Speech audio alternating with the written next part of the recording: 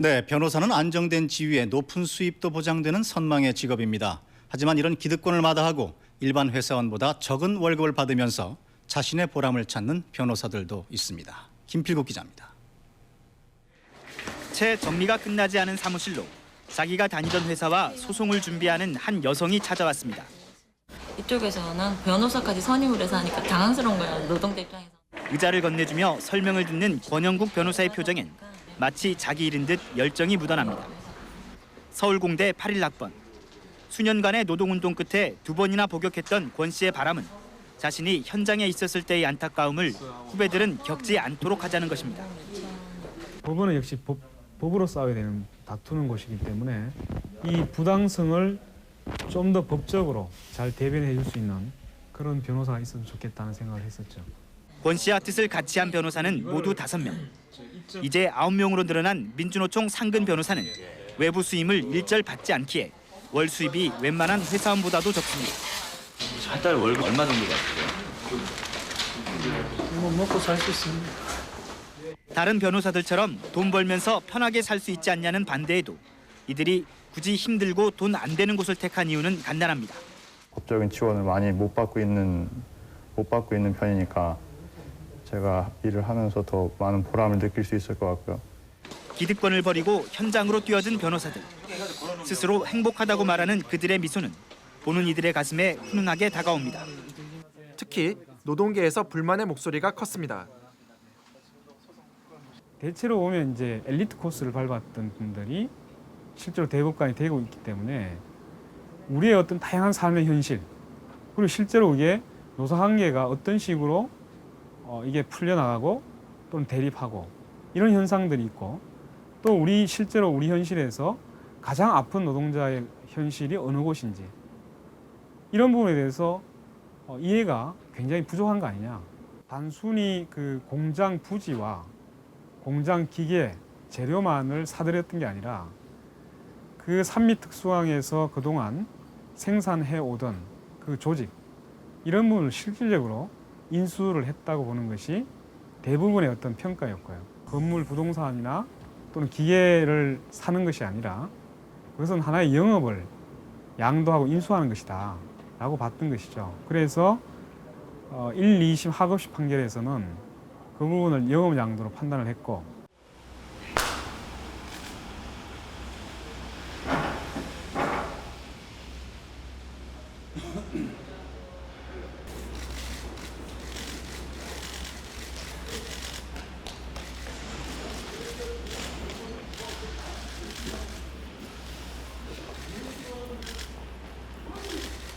잠깐 서주세요.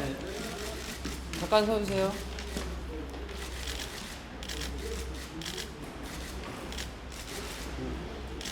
말씀. 네.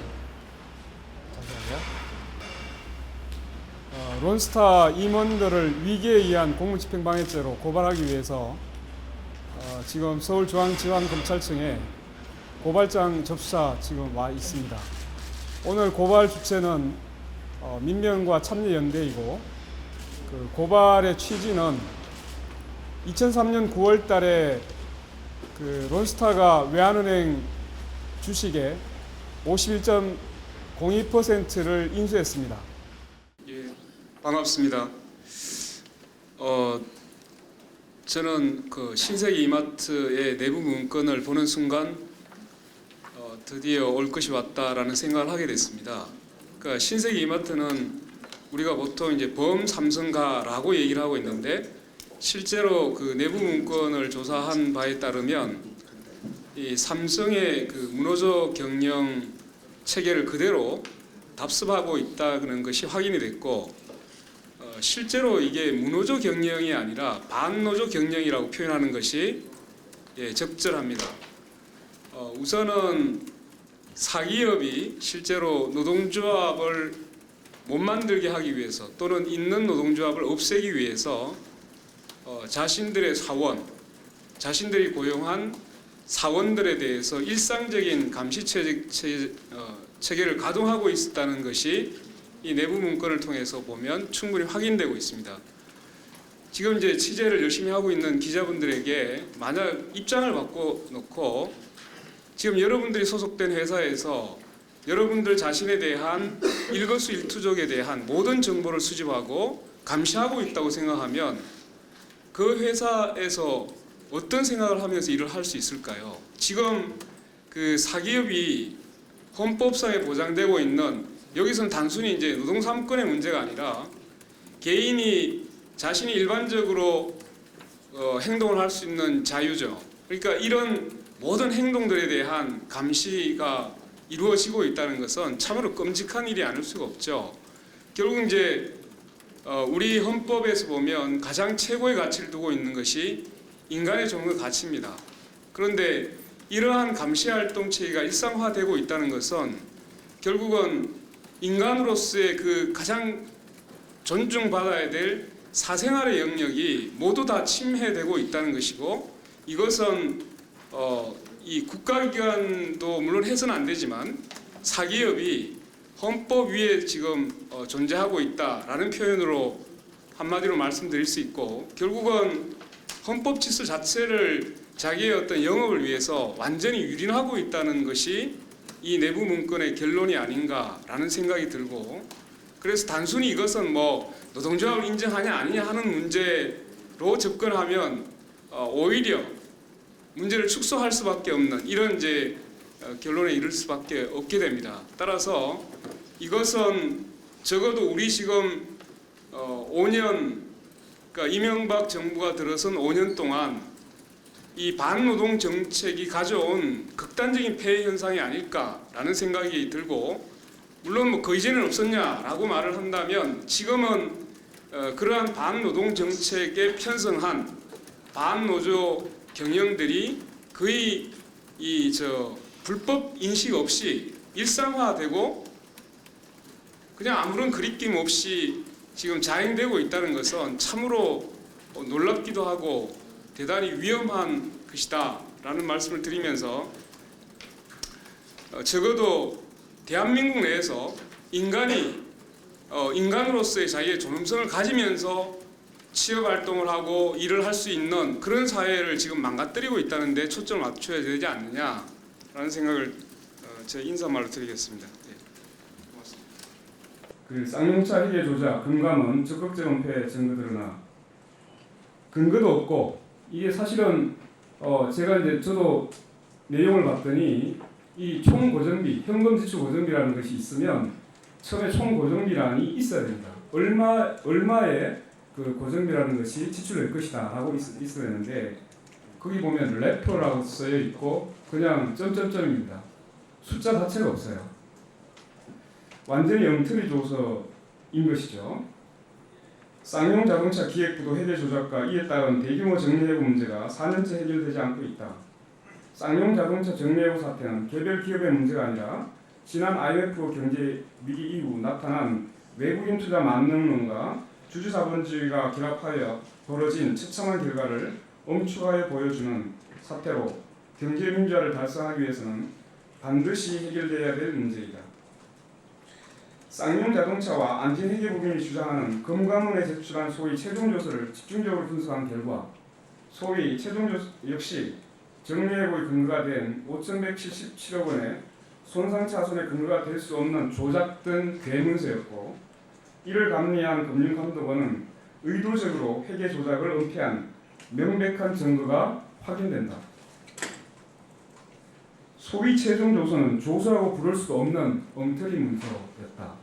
숫자 자체가 다 비어 있습니다.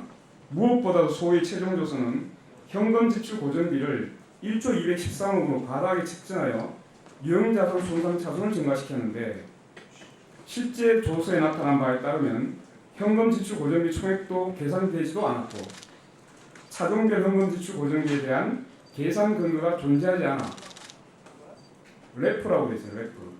셀 참 이게 오류 표기되어 있어 핵심적인 수치에 대한 근거가 아예 없다는 그야말로 오류 투성의 문서이 드러났다.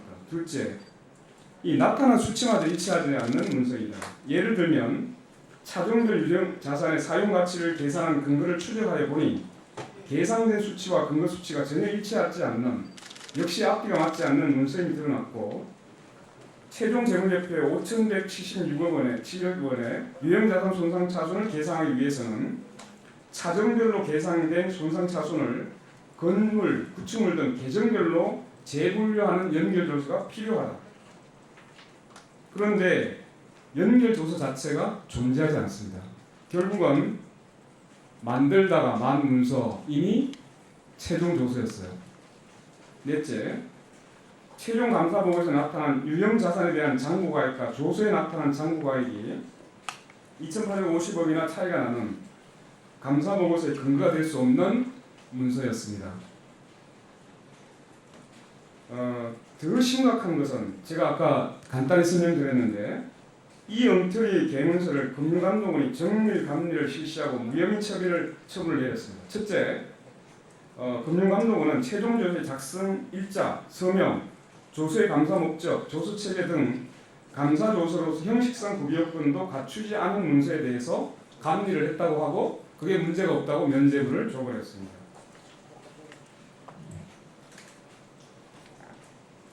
그러니까 원래 이제 이 최종조서라든지 또는 중간조서가 있다 그러면 목적이 적시가 돼야 됩니다. 그런데 지금 최종조서에는 왜 만드는지에 대한 목적이 전혀 기재되어 있지 않음이 발견되었습니다.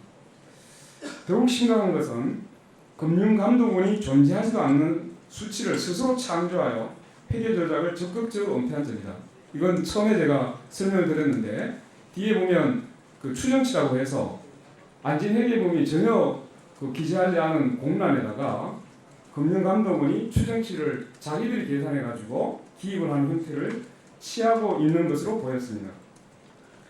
소위 최종조서의 핵심적인 문제는 과도한 현금 지출 고정비이며 앞서 본 바와 같이 최종조서는 심각한 문제를 안고 있습니다. 회계감리를 책임지고 회계감독 업무를 총괄하는 금융감독원이 이러한 엉터리 문서를 정밀 감리하고 면죄부를 줬다는 것은 실로 충격이 아닐 수 없습니다. 최일선에서 국민경제의 건전성을 지켜야 하는 기관이 국민경제를 한순간에 무너뜨릴 수 있는 분식회계 행위에 대해서 눈을 감았다는 그 의혹 그리고 그러한 사실에 대한 발견은 지금 회계감리 시스템에 대한 전면적인 재검토가 필요하고 금융감독원에 대한 대대적인 조치가 필요할 것이다 라는 말씀을 드리면서 실제로 그동안 안진회계법인이나 금융감독원이 이제 또는 회사에서 적극적으로 반론을 제기해 왔는데 그 근거가 된 최종 조서가 완전히 흐리 날조된 문서였던 것으로 대문서라는 표현을 썼습니다. 고맙습니다.